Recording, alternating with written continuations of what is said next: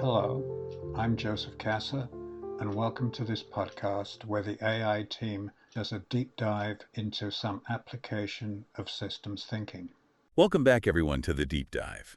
This time, we're going deep on something I think we all struggle with: requirements engineering. Oh yeah, requirements. Everyone's favorite topic. Haha. Well, you shared some really interesting excerpts from a presentation by Professor Joseph Kasser, Right. and he's suggesting something pretty radical, like, what if we just stopped writing requirements? Yeah, he makes a strong case. You know how we've been trying to get requirements right for what feels like forever? It feels like it, yeah. Professor Kasser points out that we're still making the same mistakes with requirements now that we were 40 years ago. 40 years. That's a long time to be messing this up. Exactly. And poorly written requirements, they're still a huge problem in projects. Absolutely. So is that where this object-oriented systems engineering, or OOS, comes in? That's it. It's a completely different way of thinking about how we design and build systems. Okay, I'm all ears. Let's start with the basics. What's the fundamental problem with how we do requirements now? Well, think about what requirements are supposed to do. They're the link between what the stakeholders want and what actually gets built, right? Right. But it's like a game of telephone. The message gets distorted along the way. Miscommunication, conflicting priorities, changing needs, it all adds up. And you end up with a system that doesn't quite meet anyone's needs. Exactly. Professor Kasser uses this great analogy of a serial communication path. Every link in the chain is a chance for error. Oh, I remember that from the presentation. The longer the chain, the more unreliable the message becomes. Exactly. So instead of trying to fix every link in that chain, OOS tries to simplify the path. So less translating from one thing to the next. Right. Instead of these massive text-heavy documents, we define systems in terms of objects and their properties. Okay, objects and properties, kind of like those kitchen design programs. Yes, exactly like that. You drag and drop cabinets, appliances, each with their own specs. Instead of writing a paragraph about what the fridge needs to do, it's all right there in the object. You got it. No more vague requirements like the system shall be reliable. Instead, you define the mean time between failures for a specific component. Measurable, specific things. So much clearer.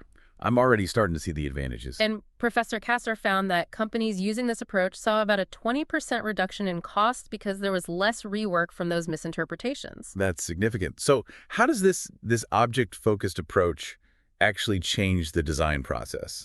Well, traditionally, you go from requirements to functions to the physical system, Right. linear. Okay. But OOS changes that. It starts with a concept of operations, then you move directly to functional objects, and finally to physical objects. So you're basically cutting out the middleman. Yeah, that unreliable middleman of text-based requirements. Interesting. So instead of these long requirement documents, you have objects with properties built right in. Exactly. Each object has functional and non-functional properties. Everything's right there. So what would those properties actually look like? Can you give me an example? Sure. Imagine a communication function.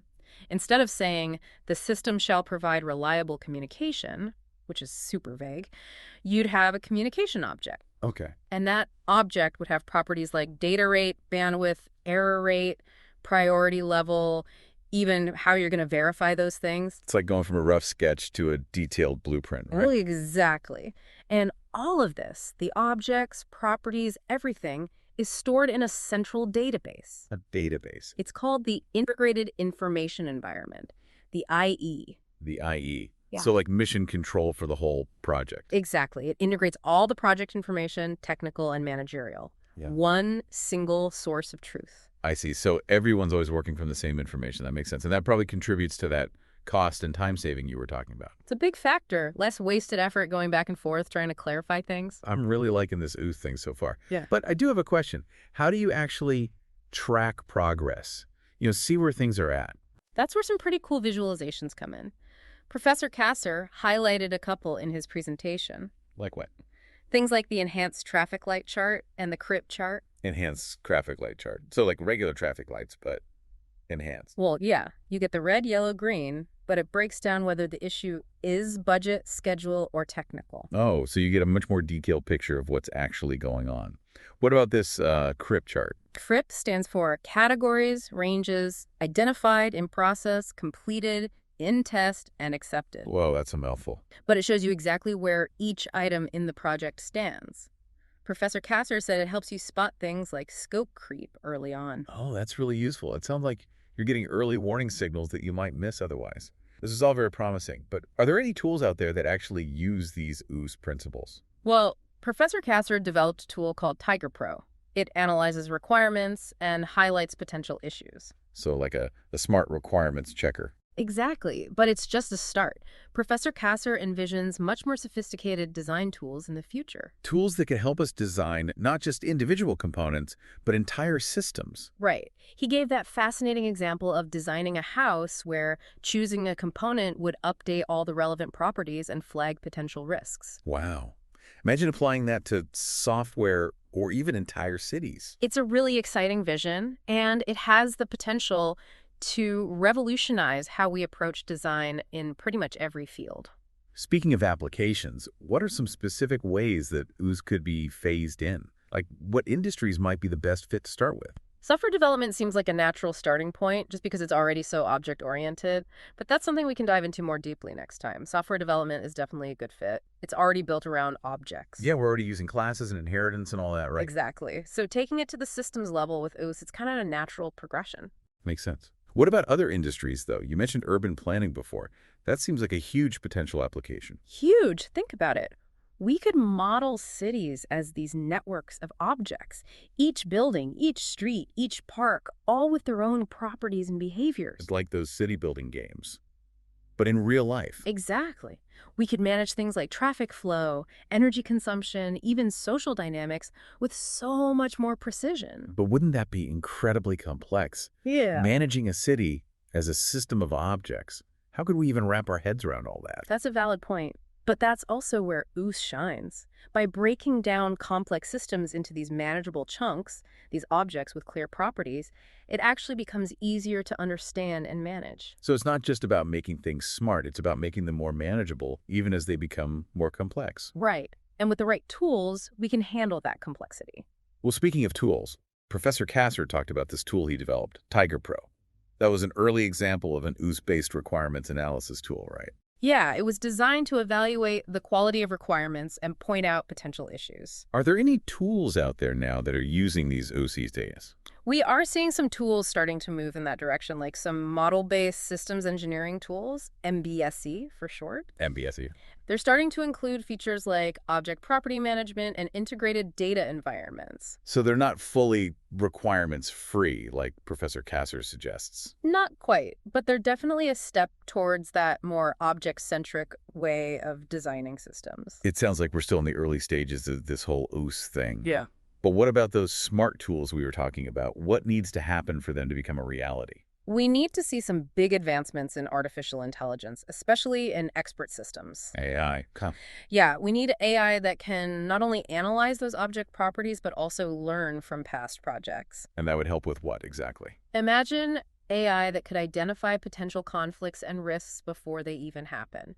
AI that could suggest optimal design solutions based on what it's learned. So it's like the AI becomes your partner in the design process.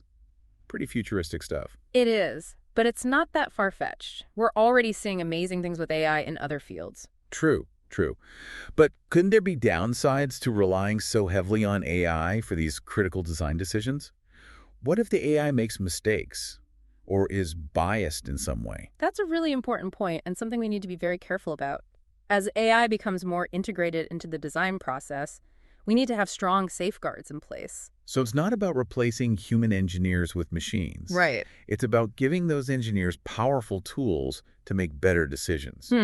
Tools that can help them see the bigger picture and avoid potential problems. Exactly. But even with the best tools, OOS isn't a perfect solution.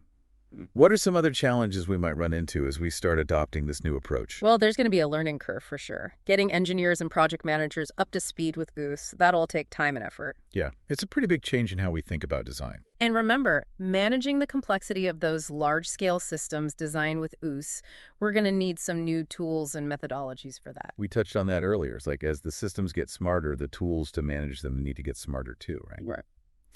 You mentioned software development as a good place to start with OOS. What other industries might be well suited to this approach? Any field that deals with really complex systems, things with lots of interconnected parts, and where requirements can change. Okay, so give me some examples.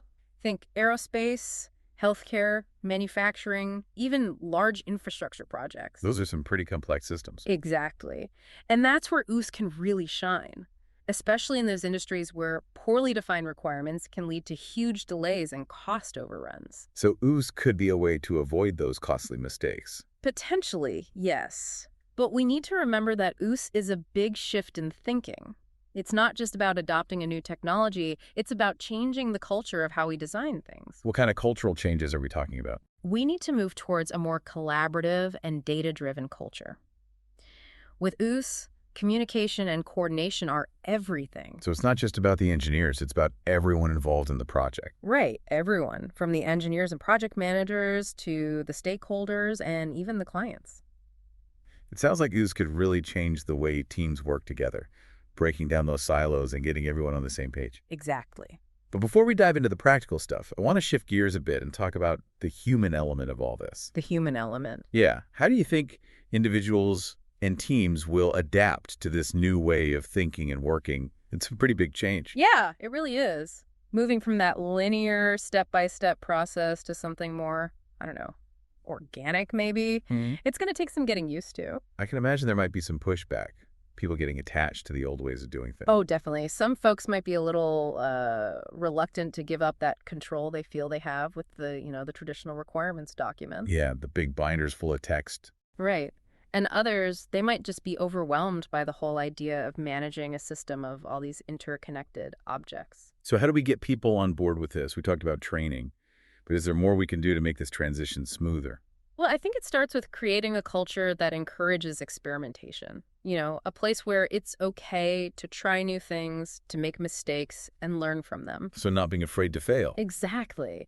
OOS, it's an iterative process. It's all about going back, revising, refining as you learn more. It's a journey, not a destination. I like that. A journey, yeah.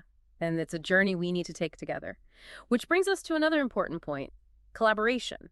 Right, because with all these interconnected pieces, working in silos just won't cut it anymore. Not at all. With OOS, communication becomes even more critical. Engineers, project managers, stakeholders, everyone needs to be on the same page, working towards that shared understanding of the project. Speaking of stakeholders, how do you think OOS changes their role in the design process? I think it could give them a much more active role, which is exciting. Imagine a stakeholder being able to interact with a visual model of the system. They could explore different options, see the impact of their choices, all in real time. Wow, that's a whole different level of stakeholder engagement. Yeah. But could that also create problems? What if you have stakeholders pulling the design in different directions? That's where having clear governance and decision-making processes in place becomes super important. You need a way to manage changes, resolve conflicts, and make sure everyone feels heard while still keeping the design on track. So it's not just about the technical side, it's about the people and processes too. A lot to think about. But let's bring it back to the core question here. Could OOSI actually be the solution to this problem we've been wrestling with for decades, the problem of poorly written requirements? I really think it could be a game changer. By shifting from all that vague, ambiguous text to those concrete object properties, we can cut down on miscommunication, improve collaboration, and make the whole design process so much more robust. So it's not just about getting rid of requirements, it's about fundamentally changing how we approach design. Exactly. And what's really interesting is that OOS seems to fit with this bigger trend we're seeing across so many fields. What trend? This move towards more collaborative, data-driven, and iterative ways of working. OOS isn't just about building better systems, it's about creating a more flexible and responsive approach to design. An approach that can handle the increasing complexity of, well, everything. That's a great point to wrap things up on, I think. Yeah. As we keep exploring this object-oriented systems engineering, it's important to remember that this isn't just about technology. It's a whole new way of thinking. Exactly. A new way of thinking, a new way of working together, and ultimately a new way of creating the systems that shape the world around us. It's definitely a journey worth taking. Yep. So, what do you think, listeners? Could OOS be the key to a better future for systems engineering? Could this be the answer to those frustrating, poorly written requirements that have been plaguing us for years? We'd love to hear your thoughts. Join the conversation and let us know. And until next time, keep diving deeper. I hope you enjoyed today's deep dive. Why not take a moment and join the discussion in the LinkedIn group tackling complex problems. Take care.